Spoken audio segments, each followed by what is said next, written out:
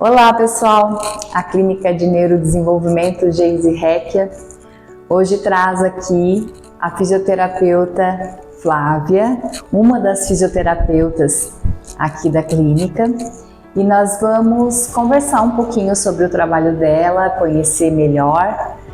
Anteriormente já foi apresentado a alguns profissionais, mas agora mais detalhadamente a gente vai conhecer o trabalho de cada uma.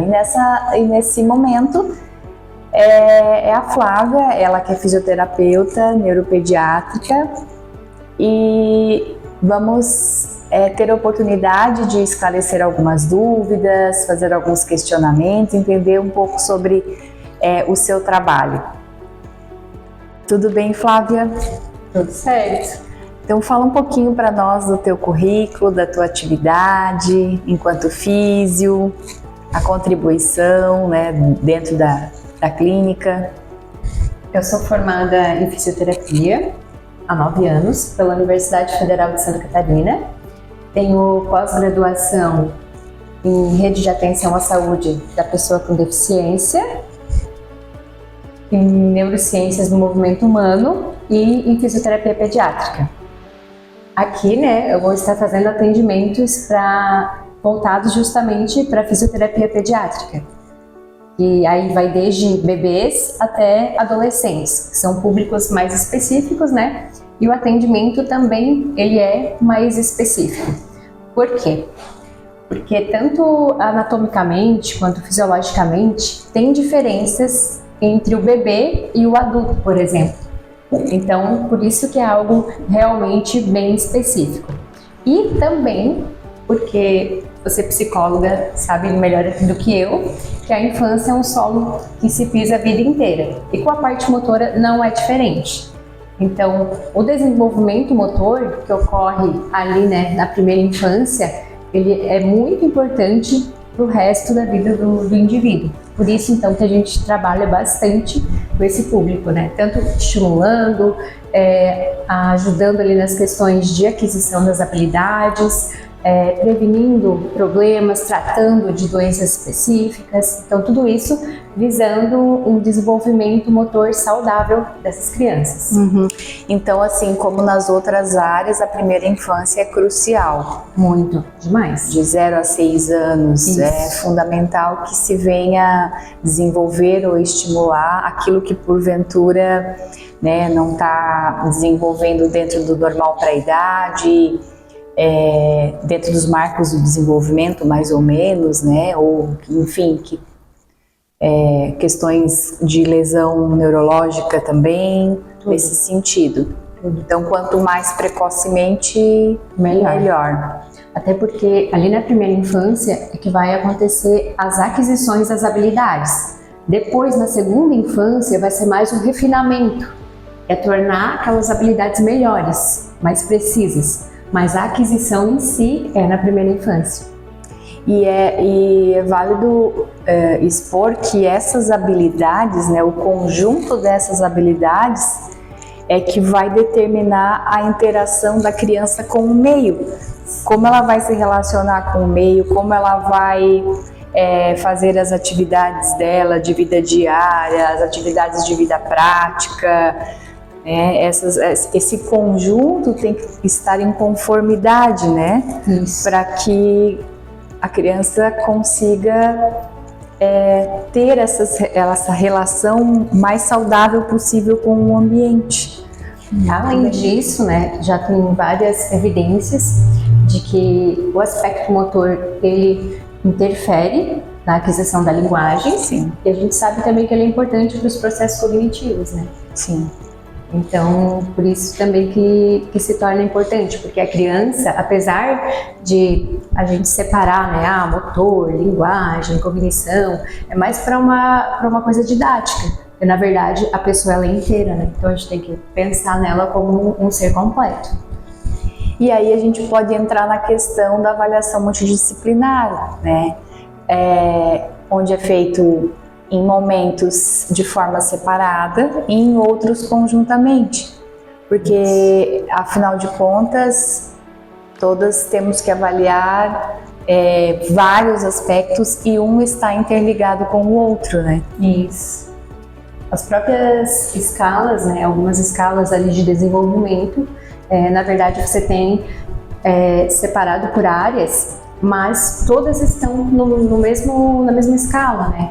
Então, por exemplo, quando a gente fala do Guia Portage, então dentro dele, para cada faixa etária, nós temos esse aspecto de socialização, de cognição, de linguagem, de autocuidado e avidez e o motor. Exatamente. Então, dentro da mesma escala, isso na mesma escala. E é isso que nós pretendemos fazer aqui, né? Avaliação multidisciplinar. Por que focalizar todos os profissionais aqui de diversas áreas, né? Para que a gente possa estar encaminhando um para o outro aqui. Não precisa estar se deslocando, se pode fazer discussões de caso. E também para ter uma visão integrada, né, da pessoa. Perfeito. Que é o principal e que faz toda a diferença. Com tanto certeza. Na hora de avaliar, quanto na hora do tratamento. Sim. Geralmente os encaminhamentos de fisioterapia, eles vêm através os pais procuram aleatoriamente, ou os médicos encaminham, tem como detectar algo nos primeiros meses, dias de vida? Como isso, na tua prática, como tem funcionado isso? Dentro da fisioterapia pediátrica, o mais comum é o encaminhamento médico, né? Ou até mesmo de outro profissional da saúde. Mas, às vezes, acontece sim de os pais perceberem alguma coisa um pouquinho diferente e procurarem para avaliar. Por exemplo, aquele bebê que ele já está numa fase de se sentar sozinho, né? Que você coloca ele lá sentadinho, sozinho e ele fica. Aquele bebê que não consegue fazer isso, você coloca ele lá e ele é muito molinho e ele cai. Principalmente quando não é o primeiro filho, né? Que aí o casal já fica, opa, mas com essa idade, então a minha outra filha já sentava sozinha. Opa, então começa assim a aparecer alguns sinaizinhos. A mesma coisa no colo. Aquele bebê que não consegue ficar firmezinho, né? Ele precisa de muito apoio porque ele é bem molinho. Então essas são as principais coisas, assim. Tem também outras procuras que são bem comuns, mas que na verdade não são necessariamente uma alteração. Por exemplo, né, alguns pais procuram dizendo que o pezinho da criança não tem ainda o arquinho, né? E eles ficam preocupados, achando que é uma alteração, mas na verdade, ali até os 6 anos é que ocorre essa formação do arco plantar. Então, não necessariamente isso vai ser um problema, a menos que depois dessa idade o problema persista, a característica ele persista. Porque até ali essa faixa etária não é um problema, mas os pais às vezes ficam preocupados. Na dúvida é importante avaliar, né, com um profissional capacitado para isso. Eu ainda fiquei com uma dúvida. Você disse que anatomicamente a criança é diferente do adulto, certo? Como realmente seria a sua abordagem com a questão infantil, pediátrica? Na atuação direta? Tá. Por exemplo, com a criança, nós não utilizamos equipamentos de eletrotermofototerapia, que seria ultrassom, infravermelho, os outros tipos de corrente, né, que se usa no adulto. Na criança, a gente utiliza mais os exercícios terapêuticos e tudo isso através de jogos e de brincadeiras. Por quê? A criança, para a gente ter um bom resultado na terapia, ela precisa ser motivada, ela precisa de um engajamento. E isso a gente consegue trazendo o lúdico para dentro da terapia. Então, na verdade, a gente aborda de uma forma que ela entenda que ali é um ambiente terapêutico, mas que ao mesmo tempo seja algo divertido para ela, para que ela possa cooperar e dá tudo certo, a gente conseguir alcançar os resultados que pretende, né? Que ela se sinta bem, que a criança se sinta acolhida, num ambiente mais infantil. Entendi. Mais colorido, mais estimulante, né?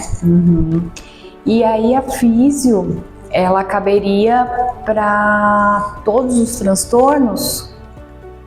quais os transtornos poderiam ser abordados, assim, dentro da físio? O autismo, TDAH, síndromes genéticas, como a síndrome de Down, né? A deficiência intelectual, os atrasos, né, de desenvolvimento. Na verdade, uma coisa até que é importante falar é que os bebês prematuros, eles são considerados crianças de risco, né? Mesmo que ainda não tenham um diagnóstico, mas por ser prematuro, são considerados crianças de risco. Então, essas crianças também se beneficiam da fisioterapia pediátrica. certo? Tá? Além disso, os problemas respiratórios, como asma, bronquiolite, também são abordagens específicas e diferentes também de como a gente atua no adulto, né? A gente precisa fazer toda aquela terapia pensando em melhorar a oxigenação, em fazer a higiene, né? Tirar as secreções pulmonares, só que de uma forma lúdica. Certo. Então, é muito voltado para o lúdico. Além disso, né, a gente trabalha questões neurológicas, como, por exemplo, a paralisia cerebral, né? Ortopédicas, como as lesões, os traumas, fratura, alterações posturais, tudo isso. E ouvi falar que também auxilia nos transtornos de aprendizagem, que a fisioterapia também contribui com isso, né? Dentro dos transtornos, dentre os outros transtornos, o transtorno de aprendizagem também. Isso. Importante. E aí, É bem abrangente, né? Às vezes, a maioria das pessoas não sabe, acha que fisioterapia é só aquela coisa tradicional, né? Do adulto. A maioria das pessoas não sabe muito bem como funciona na criança, mas é um campo bem amplo. estava dando uma lida, uma olhada também, a questão dos tiques motores. Isso. Também auxilia, né?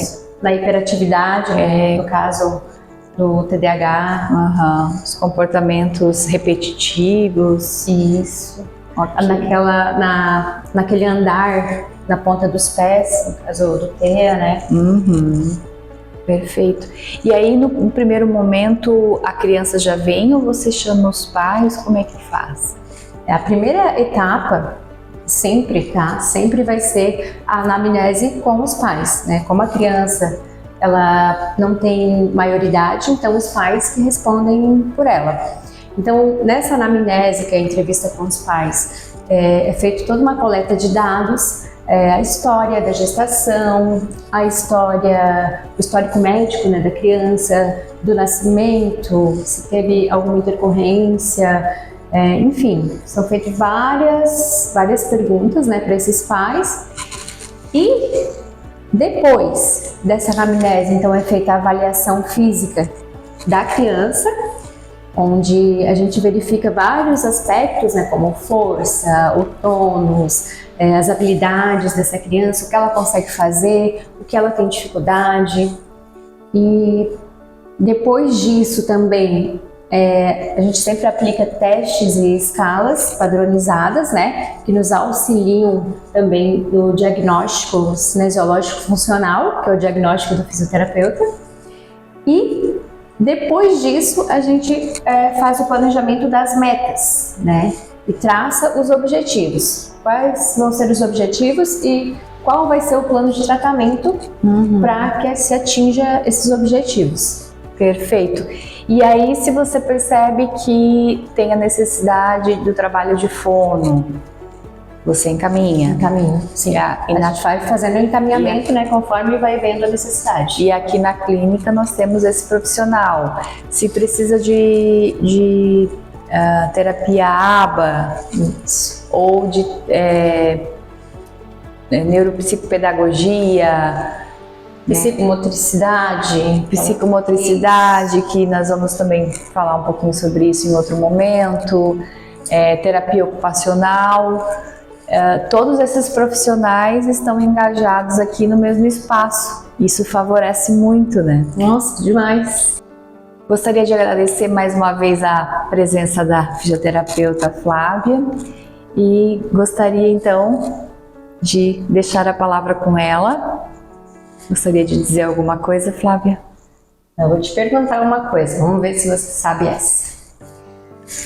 Você sabia que a fisioterapia pediátrica atua também nos casos oncológicos? Oncológicos? Câncer. Não sabia. Pois é. A fisioterapia consegue também fazer um trabalho bem bacana, que auxilia muito, né, no tratamento dessas crianças. Olha só. Tanto dentro do ambiente hospitalar quanto fora. Aqui nesse caso, né, fora, aqui na clínica. Mas é possível também. Com a questão da fraqueza muscular, assim? Fraqueza muscular, parte de condicionamento físico, né? Essas crianças muitas vezes ficam muito tempo no leito, já pela questão do próprio tratamento, né? Que acaba debilitando muito, né, a criança, então acaba ficando realmente mais fraquinha, com condicionamento cardiorrespiratório já prejudicado, né? Muitas vezes também isso acaba tendo consequências respiratórias em caso de a criança ter mais dificuldade para respirar, ter mais falta de ar, dependendo da localização também, né, do câncer. Daí cada coisa vai ser específica, né, para sua área, mas é bem interessante, um trabalho bem bacana, que tem bastante evidência, né? Muito bem. E é bem legal, assim. É isso aí, Flávia. Mais uma vez, muito obrigada. Gostaria de dizer, então, que a clínica funciona diariamente, das 8 ao meio-dia, das 13h30. Não é, amor? Gostaria de, mais uma vez, agradecer...